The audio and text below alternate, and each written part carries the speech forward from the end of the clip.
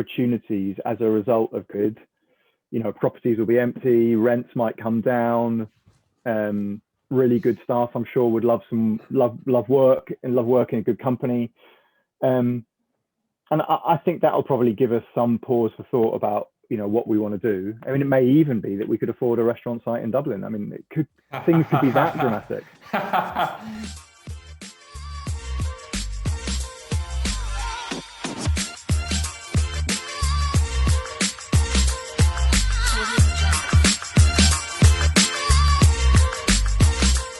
Today I got to chat with Will Beckett. He's one of the most successful and well-known restaurant owners in the UK. He owns the legendary Hawksmoor Restaurant Group. They have locations in London, in Edinburgh, in Manchester, and soon to be New York. If you haven't already done so, please click the subscribe button to get brand new episodes every single week directly to your feed. Will Beckett, it's a pleasure to have you on the podcast. Thanks so much for joining me. It's a pleasure. Thank you very much. Thanks for inviting me on. Right, we have only so much time, Will, and I have too many questions for you, so I'm not going to beat around the bush at all. We're just going to fly straight into it. I'm ready when you are. Lovely. Before we get into it, right, can you start by kind of giving me, I suppose, your background before Hawksmoor?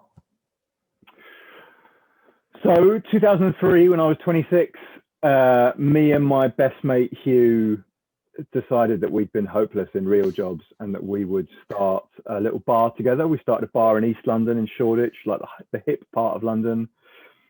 It was hard work and fun, and I mean, not successful in a lot of ways, in meaningful ways. Like, didn't make any money ever, but like we really just got the bug for hospitality, and we went on this little spree of opening other things that were also not particularly financially successful. We had like a Mexican bar and restaurant, we had a pub, and none of it really worked. And then we opened a steak restaurant. So that was all in 2003 to 6. Then in 2006 we opened our first Hawksmoor, also in East London, and that one did work, and we sort of took it from there. Very good. And on Hawksmoor, before we get into that, like, where did the idea come from to do a steak restaurant? Well, there's two versions of the story. Both of them are true in their own way. The like kind of, the kind of press businessy sort of version is, we'd grown up around great steak, and which is 2006, we looked around London. You could see like an Australian steak restaurant, an American steak restaurant, Argentinian steak restaurant, but you couldn't just find like a British steak restaurant, which seemed odd to us in Britain and having eaten a load of great British beef. So we kind of, spotted that was something that we could do, and took it from there. So that's quite a polished version. Like an equally true version is, we had no money whatsoever, and we found a site that didn't really cost very much. It was an old Turkish restaurant that had failed, but they had like a really cool Turkish charcoal grill in the kitchen, and we couldn't afford to do anything with the kitchen. We just kept it as it was, and based the whole restaurant around a charcoal grill and did a steak restaurant. Wow.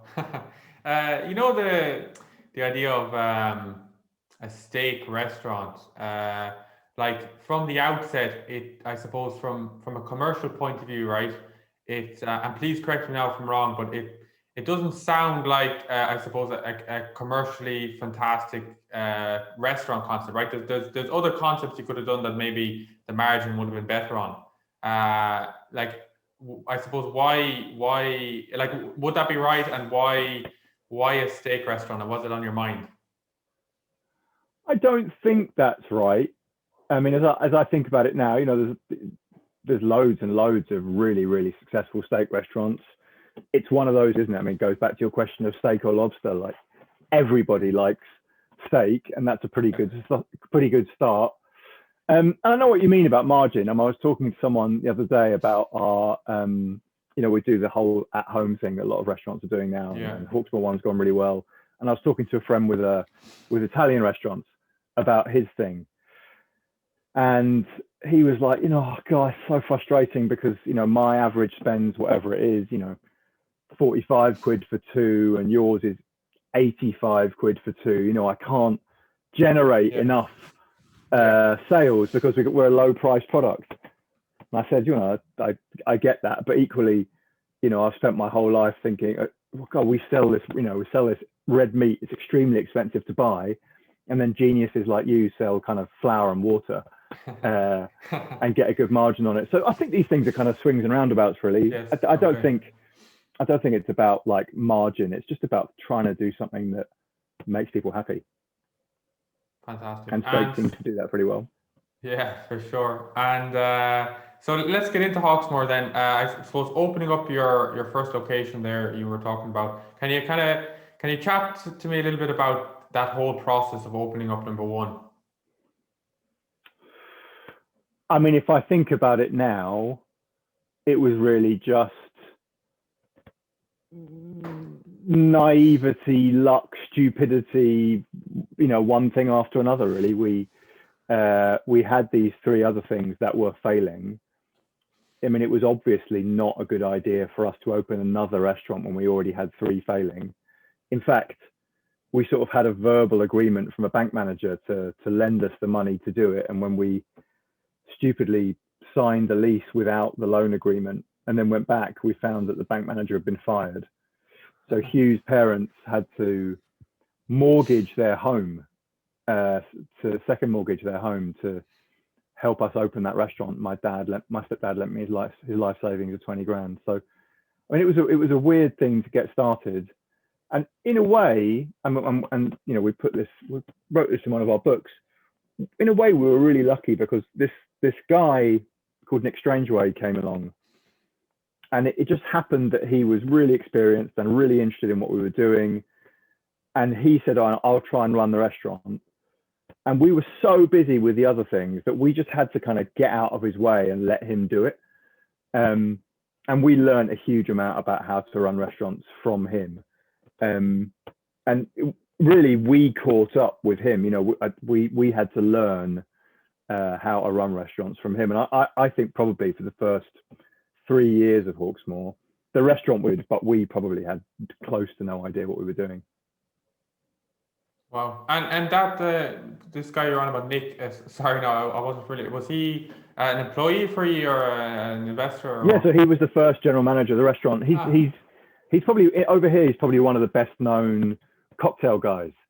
Okay. So we've always, I think probably going back to Nick, we've always had this amazing cocktail element to Hawksmoor. But yeah, he was just general manager of that first restaurant, and he stayed with us for two or 3 years before moving on. Wow. And I always find it interesting, Will, because like from the outset, people looking in that maybe wouldn't obviously be in the back, might just look at Hawksmoor as a huge, massive success, right? But like I know, and most people that around the restaurant industry know that it's not all roses, right? There's plenty of challenges there. I'd love to kind of get maybe like, was there any kind of standout low point for you, or kind of big mistake, or some big obstacle that you kind of had to overcome in the early days? Yeah, man, we overcame a lot of them before Hawksmoor. I mean, yes.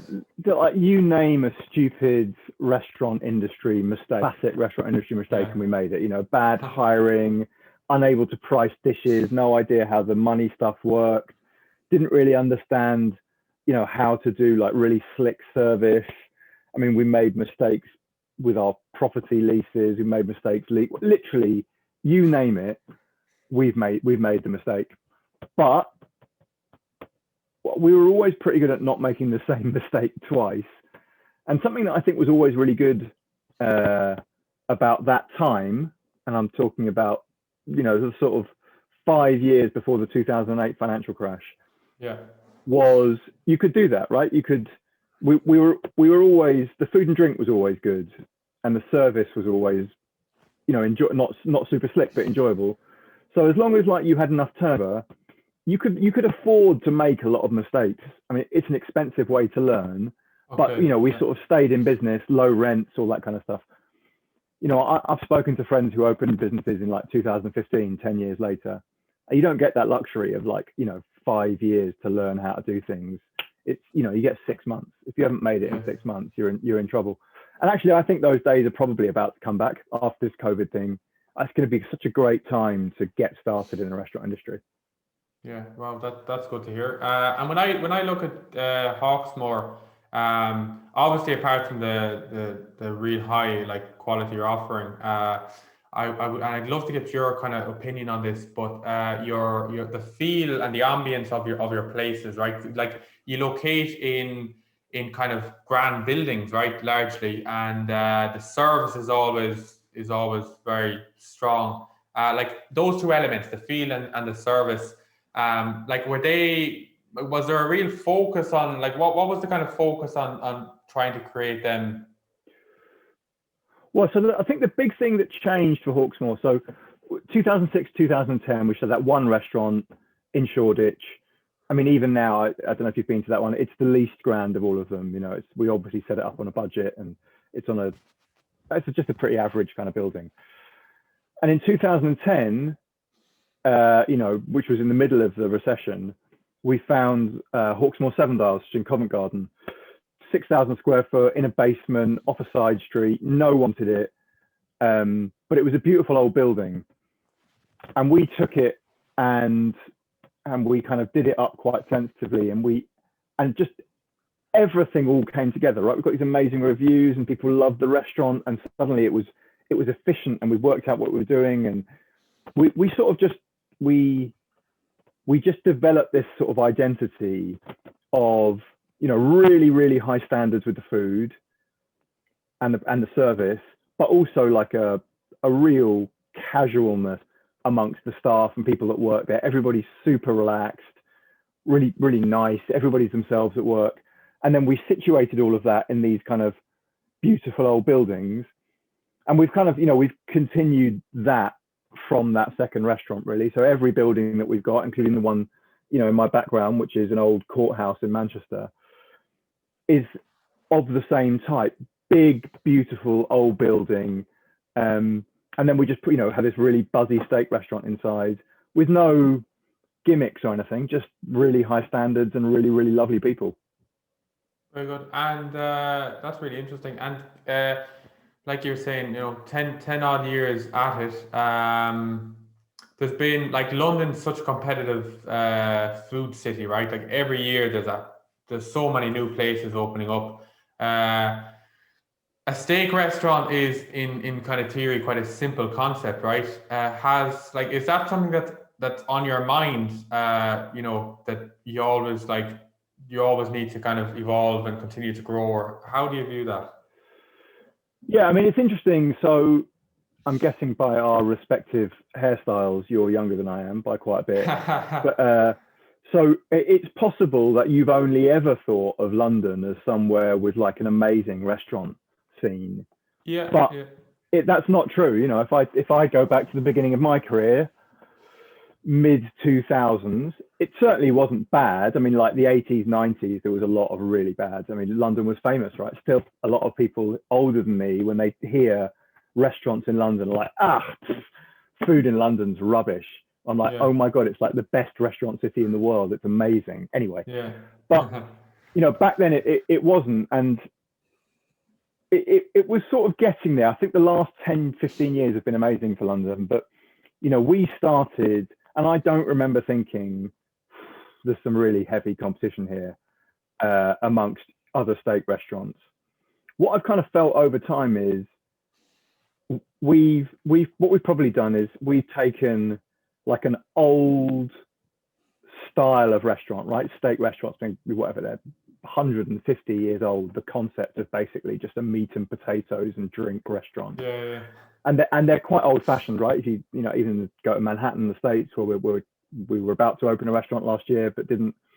There's a lot of quite old fashioned steak restaurants, but we've kind of come at it with the mentality, I guess, of our generation of restaurateurs who I think have done a lot to make London a really interesting, vibrant, like high standards, cool sis style of place. And I think we've just tried to marry those two things. And I do think, we've got to keep up. But actually, I think about it in terms of, who are the generation of people doing interesting, cool things now, and how are they pushing us to improve? I think of it a lot more like that than what are the other steak restaurants doing. I'm more interested in small independent restaurants, younger restaurateurs and chefs, and seeing how they're pushing. Very good. I love that. And before you mentioned there about New York, but before we go there, I just would love to ask you about kind of the scaling the restaurant, right? And you grew across London and then into Manchester, as you said, in Edinburgh. I suppose going back maybe to my original question a little bit about kind of opening up a steak restaurant and the kind of the clientele for that. Like, could you talk to me a little bit about the kind of the strategic plan when it came to growing the business? And like for example, they're big cities. Would you ever locate in maybe like a smaller urban town, or does it have to be kind of a big city with a lot of income? Yeah, it's a good question.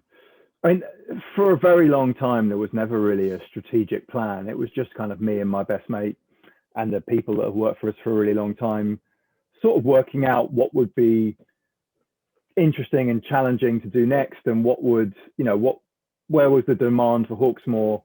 That had been largely around London, but we went into Manchester and we went into Edinburgh. We were going to New York, or we will still to New York, but we haven't opened it yet.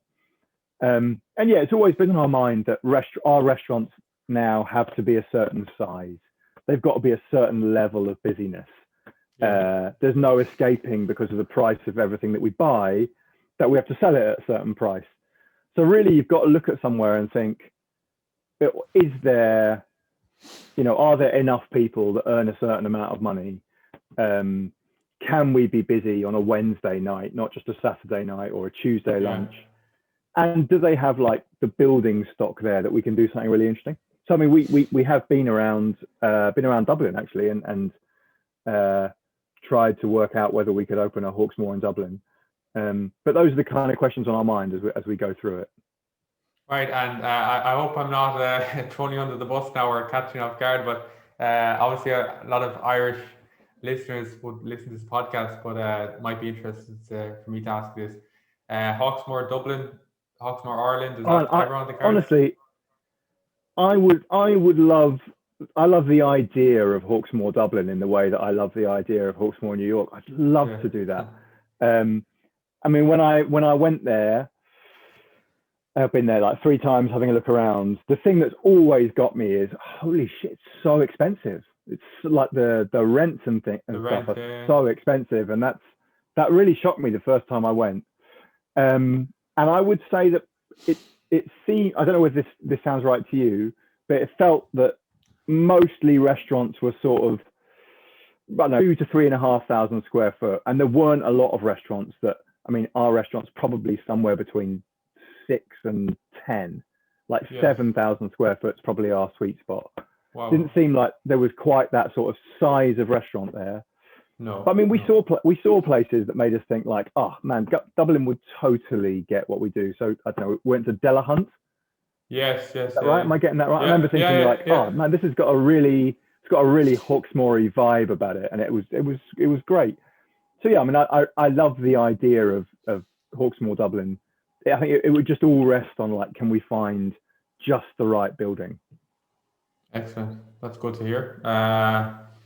Hopefully that'll happen some point in the future. a lot of empty units there now, so it might be a good time. Well, if you see a beautiful old one that's about 6,000 square foot, you let me know. I will, yeah. That brings us on then, Will. So opening up places in in the UK, and albeit between London and Manchester and Edinburgh is a big jump, but that's one thing, and then going halfway across the rural to New York, to arguably the home of the steakhouse nearly, right, and where they know their steak in New York, that's a completely different thing, right? So what was that thinking behind that? Yeah, I mean, it's weird because the first time we thought about it was like, well, I mean, actually, the first time we thought about it was way over a decade ago, right? Before we opened Seven Dials, went to New York and on like a kind of research trip. And kind of, when we actually got around to opening a restaurant, I remember we kind of said, it's not just, it would be a lie to say this wasn't like our wildest dreams. You walk around New York and you're like, imagine if we had a restaurant in New York. That's so cool. That was specifically what our wildest dreams looked like. That kind of felt like whatever scoring a goal in the cup final used to feel. It's just if we open a restaurant in New York.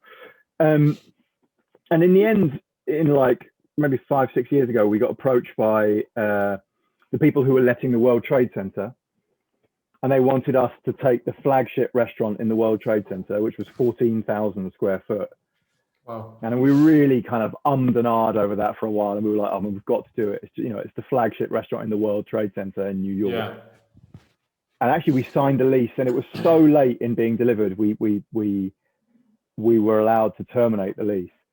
And in the end, I'm really glad we did, because partly I think that would have been very difficult, especially in the last 12 months. But we've got this beautiful old building with a kind of assembly hall for the main dining room, right in the middle of Manhattan, which was supposed to open on March the 19th last year. Wow.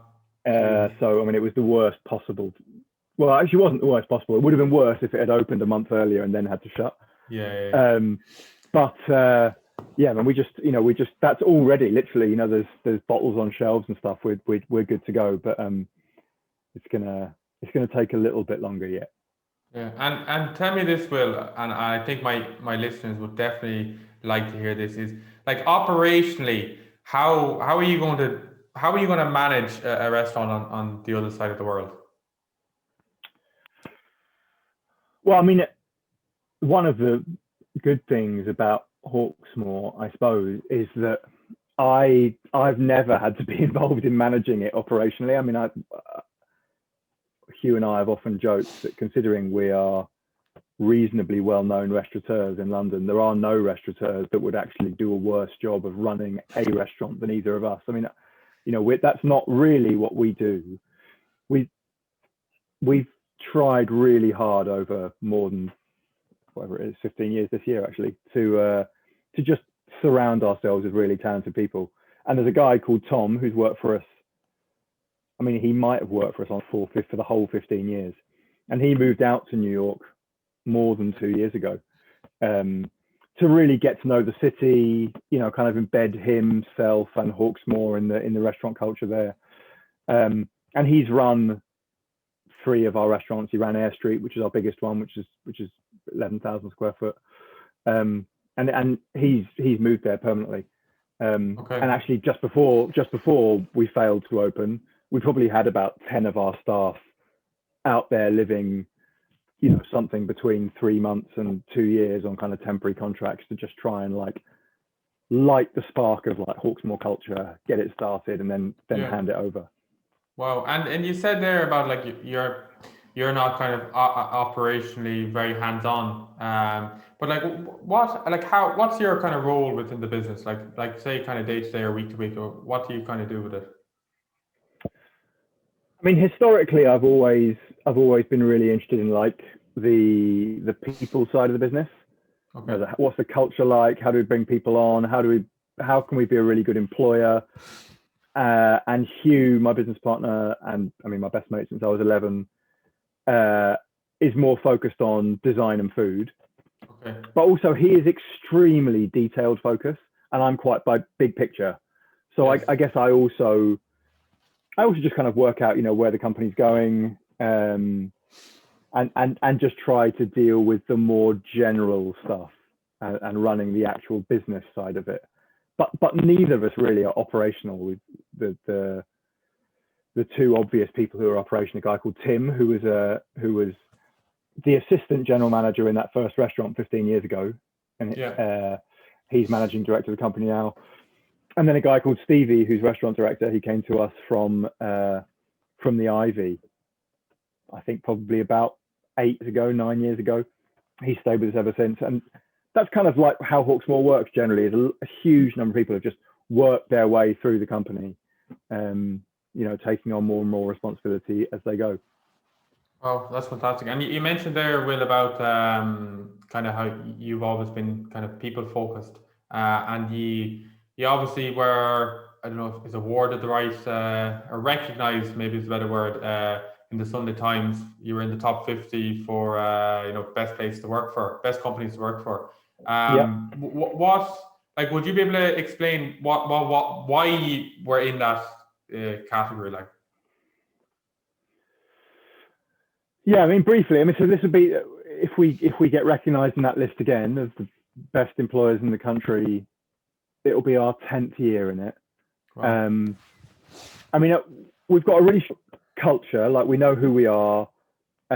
We hire and promote people who enjoy our way of working, which, I mean, I could explain in detail, but I guess really is just really high standards, yet being casual and being yourself. Okay. And we've got really clear kind of priorities and values, and we stick with all of that. But we spend a lot of time thinking about how to be a good employer. And I think sometimes in our industry, I'm picking my words carefully, but there are some people who kind of kid themselves that being a good employer is, well, there's a job, it's pretty difficult, but you can get promoted quickly, and then we'll dress it up with fun. There's a party and there's staff drinks and whatever it is. Here's, you can win an iPod. No one has an iPod anymore. An iPhone, whatever it is. Yes. And we've always thought actually that good jobs are boring in a way. We think about life insurance and decent maternity leave, and how you get a work-life balance if you've got kids, or how to train you so that you actually get promoted slowly but at the level, and you don't have that thing where people keep getting promoted above their station. And I don't know. We think about good pensions, right? And who cares?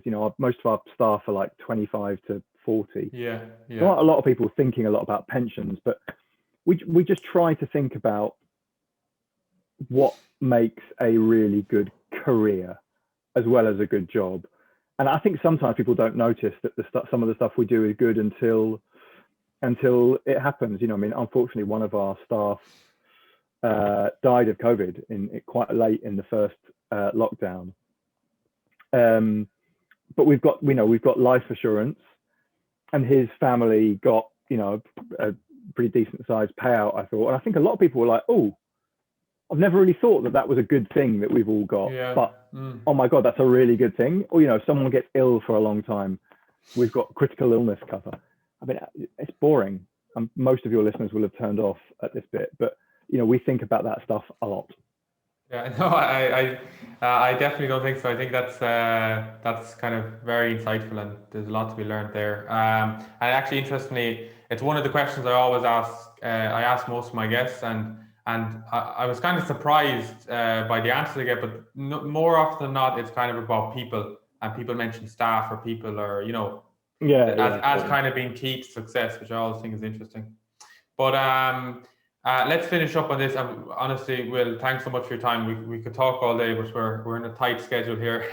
So let's finish up on this one. Obviously, not going into it because I don't want to be chatting about this all along this podcast. But COVID-19, and the 2020 obviously has a huge impact on the hospitality industry. But looking forward to post-COVID, and I'd also love to get your insight. Well, I'm going to ask you kind of about the direction of the industry, and maybe like, will there be changes post-COVID? But I'd love to also get your insight into your own business, and has it changed your own strategy with regards to that? I mean, it has in a way, but I think in a more meaningful way, the answer is no. I mean, I remember thinking in the first lockdown, everybody had time, didn't they, or were forced to think am I where I want to be? Is this where I wanted to be in my life? Is this what I'd always hoped my business would become? Because I mean, you had to borrow a lot of money to survive, right? And you probably wanted to ask yourself that question as you did it. And we did. And it was really nice, actually, that we all kind of thought, no, we are doing exactly what we want to be doing. You know, we love the restaurants. We love the way the company's built. We love the future we had envisaged for ourselves before COVID. And I think a large part of our hope is that we go back to that. So I think, no, I mean, we've done this Hawksmoor at home thing, which we would never in a million years have done without COVID. Yes. And we're going to give that every opportunity of turning into a sustainable thing. And then that thing I said to you, I think there'll be opportunities as a result of COVID. You know, properties will be empty, rents might come down. Really good staff, I'm sure, would love work and love working in a good company.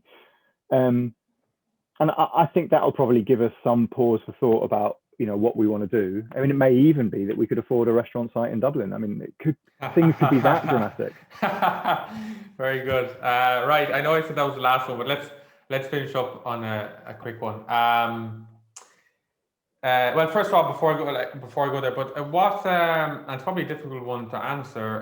But apart from New York, which you said hopefully, or the plan is still to open up there. Let's say if we were to fast forward a couple of years, is the plan with you and your business to continue to open more sites?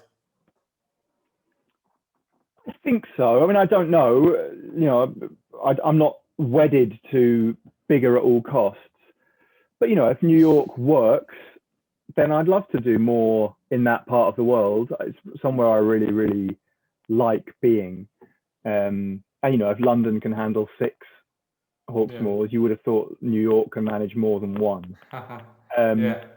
But, I'd like to open restaurants, but it goes back to that thing that we talked about. It does require a certain size city, a certain size of restaurant, and a certain level of busyness.